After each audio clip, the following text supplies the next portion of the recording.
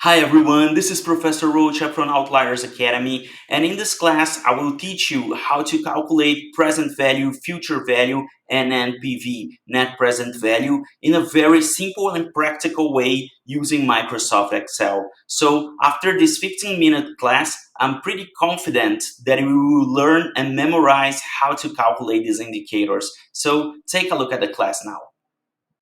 So first of all, we have here the following situation. If $100,000 is invested in the bank today, what is the value of these 100,000 in 1, 5, and 15 years? And you can do this even for personal calculations, okay? We are going to do a simple example here, but if you want to save money for the future, you can perform calculations like this. So the discount rate, and here we can be conservative. So imagine that the Brazilian government bonds, they pay 0.040 4.5% a year, okay? 4.5% a year. This is the discount rate we're going to use. We're not going to use Selic because it's extremely low now. So let's consider Brazilian government bonds for 1 year paying 4.5%. Here you put periods in year. I will start with 15 years. Amount of payments. We can do this calculation imagining that you are going to save money every month, but here we're not considering this in this scenario, so you are not going to make yearly or monthly payments here, so we put 0. And the present value, according to the exercise, is 100,000. For the formula to work, you need to put in negative, okay? And now you are going to calculate the future value. It is quite simple. If your Excel is not in English, you can find a table that converts formula to from English to your language.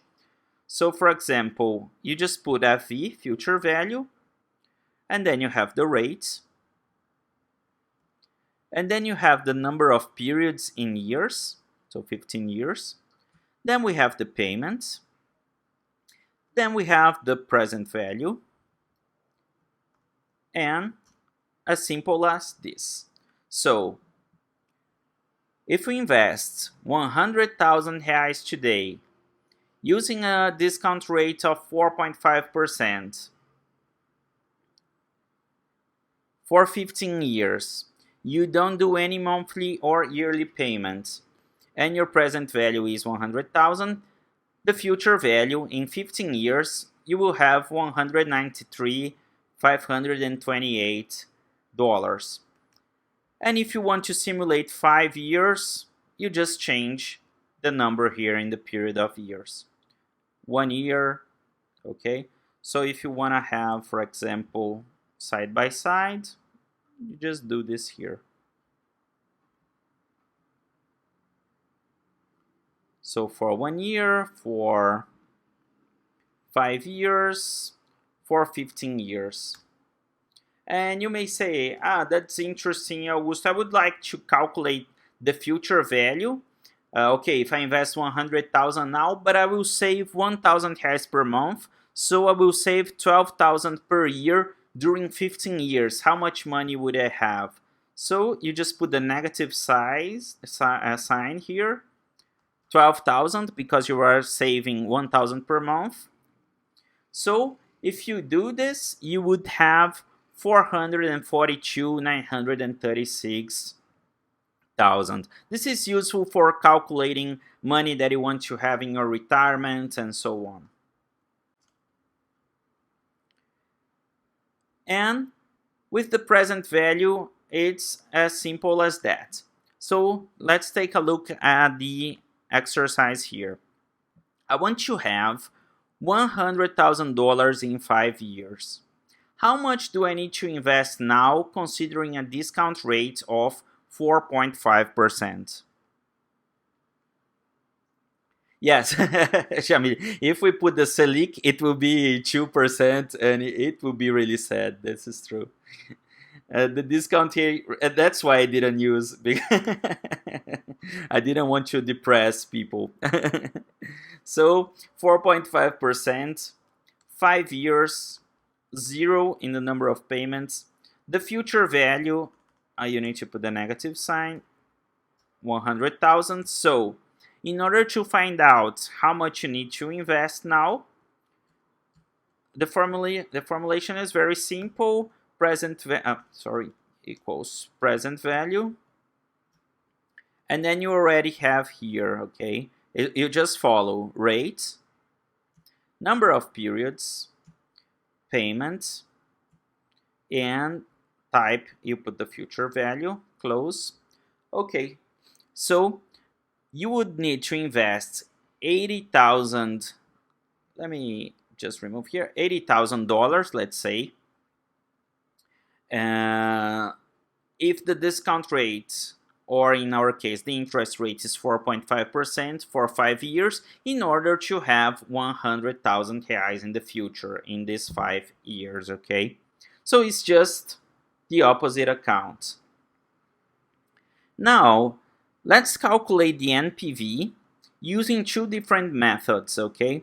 First of all, I will use a more complex method. However, this is useful for you to understand the entire calculation. And after this, I will show you a much simpler way to calculate the NPV. So we have this scenario here. You are the corporate finance manager of a hospital. The medical team wants, let me just correct here. The medical team wants to lease an MRI equipment. MRI is that magnetic resonance, okay? That tube that you enter on and you have the noises. I don't know if you have already been inside an MRI, magnetic resonance machine, but it's like absurd. You stay like for 15 minutes to half an hour with a very loud sound in your head. I had hip replacement surgery, knee surgery, so I've been there a lot, and it's very annoying. But these are very sophisticated equipment and very expensive equipment also. So the medical team wants to lease this equipment for 5 years, and you need to pay to invest $400,000. According to the number of patients and price per exam, we estimated a discount cash flow for 5 years. Would you recommend the hospital to go on with this project? So let's see here what were the assumptions from the financial planning and the corporate finance team. They are considering a discount rate of 8%, okay? So the discount rate decided here was 8%. That would be, in the case of the company, the opportunity cost of capital. The number of payments is the number of years, okay? So here in year 1, 1, year 2, 2, year 3, 3, year 4, year 5. We are going to invest 400,000 upfront, so amount of payment is 0. And here is the projected cash flow that would be all the income, all the sales that the hospital will have by selling this exam, minus the costs involved in maintenance, in staff to perform the exams. So in year 1, they estimated $70,000. In year 2, 120,000. In year 4, 140. In year 4, 140,000. And in year 5, 40,000. And you may say, but why? Why this decrease? Imagine that this kind of equipment, it gets obsolete really quickly because you always have new technology, better technology, cheaper. So let's say in 5 years, it will be obsolete. That's why the amount decreased and they will have to invest in another equipment. In order to calculate the NPV, we need to bring all these amounts to present value. And you have already performed this calculation. So you have here equals present value, discount rate, number of periods, number of payments, amount of payments, future value, and you bring it to present value. And then you just apply to the other years. Okay, you don't need to type the formula again, so it's the same thing. So 70,000 reais after 1 year bringing to present value equals 64,000. 120,000 in 2 years bringing to present value 102,000. 140,000 after 3 years bringing to present value 111,000.